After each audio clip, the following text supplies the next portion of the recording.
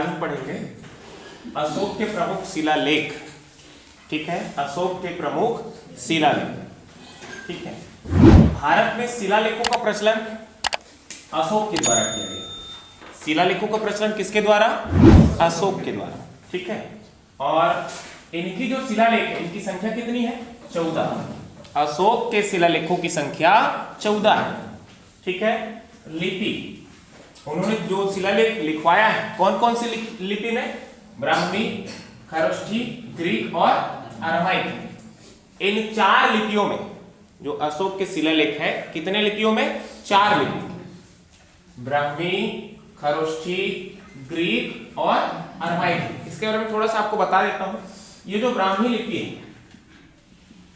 ब्राह्मी लिपि शेष भारत से प्राप्त हुई। कहां से? शेष भारत। खरोष्ठी पाकिस्तान से।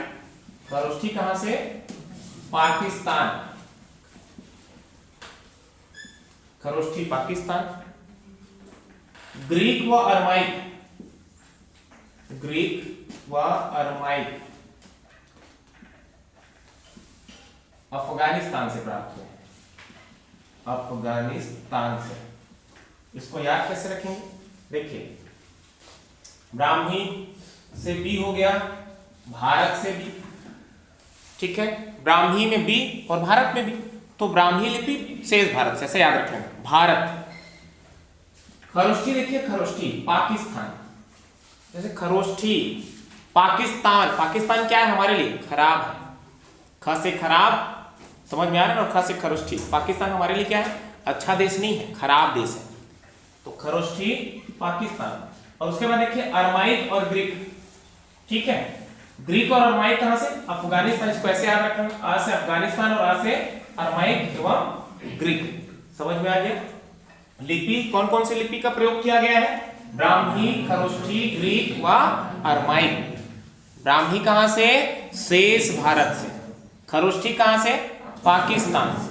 और अरमाइक व ग्रीक अफगानिस्तान से। ठीक है, ये तो हो गया। इसके बाद देखिए उनके शिलालेखों की खोज किसने की?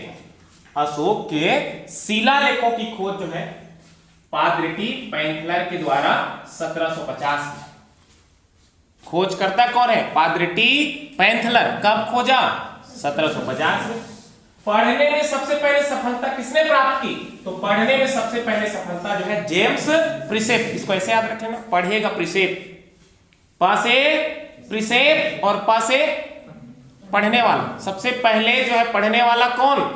जेम्स प्रिसेप। 1837 में उसको सफलता प्राप्त हुई।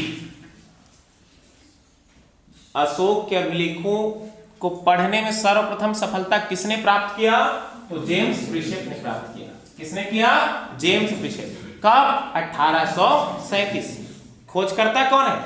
पादरिटी पैंथलर। कब? 1750। खोज करता पादरिटी पैंथलर 1750। और पढ़ने में सफलता प्रिसेप, जेम्स प्रिसेप। कब? 1837। ठीक है, समझ में आया? संख्या कितनी है? देखिए अशोक के शिलालेखों की संख्या कितनी है? 14। जो इस प्रकार है, देखिए ये शिलालेख 1 से लेकर के 14 तक मैंने यहां पे लिख दिया है। कौन कौन से शिलालेख में क्या क्या उल्लेखित है वो सब यहां पे है। इसको मैं एक शॉर्ट ट्रिक के माध्यम से आपको बताऊंगा। पहले से लेकर के 14वें क्रम तक, पहले से लेकर के 14वें क्रम तक जो भी है इनके शिलालेख में, उन सब को हम एक लाइन से याद कर लेंगे। ठीक है, इसका मैं ट्रिक यहां पे लिखा देता हूं। पचिदौ भेद नीति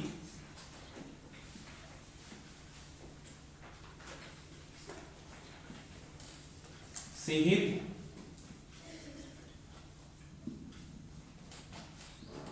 स्त्री कलिधाम।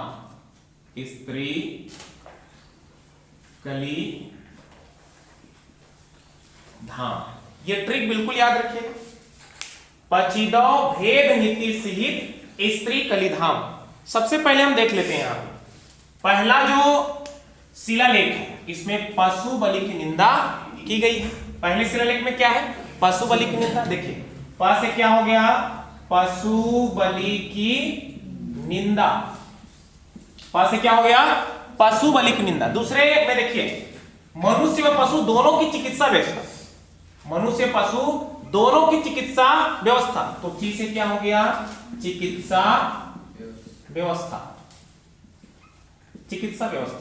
दौ से हो गया दौरा। देखिए क्या है यहाँ पे, राजकीय अधिकारियों को हर 5वें वर्ष के बाद, ये तीसरे शिलालेख में है, राजकीय अधिकारियों को हर 5वें वर्ष के बाद दौरे पर जाने का आदेश दिया गया अशोक के द्वारा। किसके द्वारा, अशोक के द्वारा। किसको, राजकीय अधिकारियों को हर 5वें वर्ष के बाद दौरे पर जाने के आदेश दिया गया। कौन से, तीसरा। तो तीसरा में याद रख लेना, दौ से क्या हो गया, दौरा। दौरा कौन करेगा, राजकीय अधिकारी करेगा। कौन करेगा, राजकीय अधिकारी करेगा। कितने साल के बाद दौरा करेगा, 5 साल के बाद। कौन आदेश देगा, अशोक। ठीक है, देखिए भे से हो गया भेरी घोष की जगह धम्म घोष। भे से हो गया भेरी घोष की जगह धम्म घोष की व्याख्या, धम्म घोष की घोषणा। ठीक है, उसके बाद कौन से नंबर पे आ गया, 5वें नंबर देखिए, धर्म महामात्रों की नियुक्ति। धा से हो गया धर्म महामात्रों, धर्म महामात्रों की नियुक्ति। इसको ऐसे लिखना, 1 2 3 4 5 6 7 8 9 10 11। अच्छा एक मिनट, तीर्थ यात्रा का जो उल्लेख है 7वां और 8वां, ये 30 आप याद रखना। तीर्थ यात्रा भी बता दूंगा आपको, 7वां और 8वां हो गया। ये हो गया 9वां 10वां 11वां 12वां 13वां और ये 14। ये जो है एक एक बढ़ता है। चलिए देखते हैं। उसके बाद देखिए 5वां के बाद 6वां। 6वां में क्या है कि आत्म नियंत्रण की शिक्षा। ये नियंत्रण, नी से क्या हो गया, नियंत्रण। नियंत्रण मतलब ब्रैकेट में लिख लेना आत्मनियंत्रण। ठीक है, अब 7वां और 8वां में देखिए, टी से क्या हो गया, तीर्थ यात्रा का उल्लेख। तीर्थ यात्रा का उल्लेख। अशोक के कौन से शिलालेख में तीर्थ यात्रा का उल्लेख है, तो 7वां और 8वां। 9वें में देखिए, सी से शिष्टाचार, सच्ची भेंट तथा सच्चे शिष्टाचार का उल्लेख। देखो 9वां में क्या है, सच्ची भेंट तथा सच्चे शिष्टाचार। तो सी से आप याद रख लेना, शिष्टाचार मतलब सच्ची भेंट तथा शिष्टाचार। सी से शिष्टाचार आप लिखिएगा, बस क्या हो जाएगा, सी से क्या हो गया, शिष्टाचार। ही से देखिए, हित में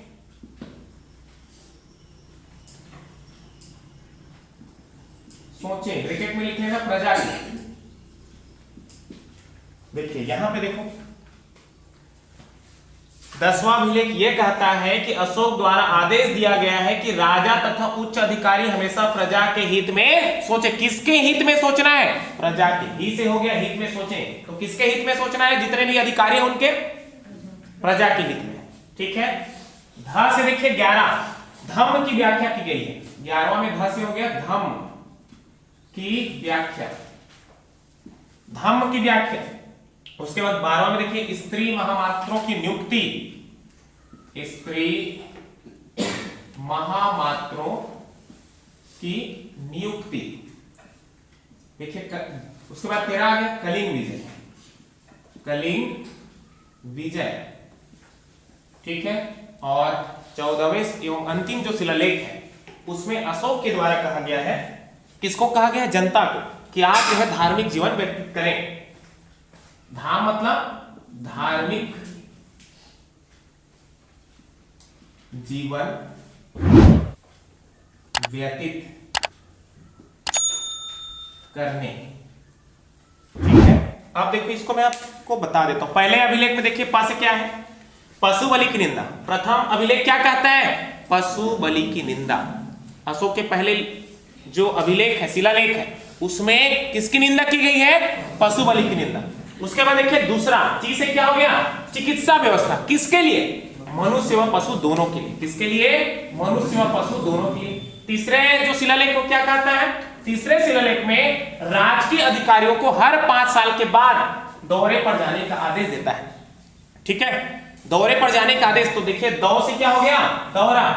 अशोक के द्वारा यह आदेश दिया गया था कि हर जो अधिकारी, उनके राज्य के जो अधिकारी है, उसको कितने साल के बाद?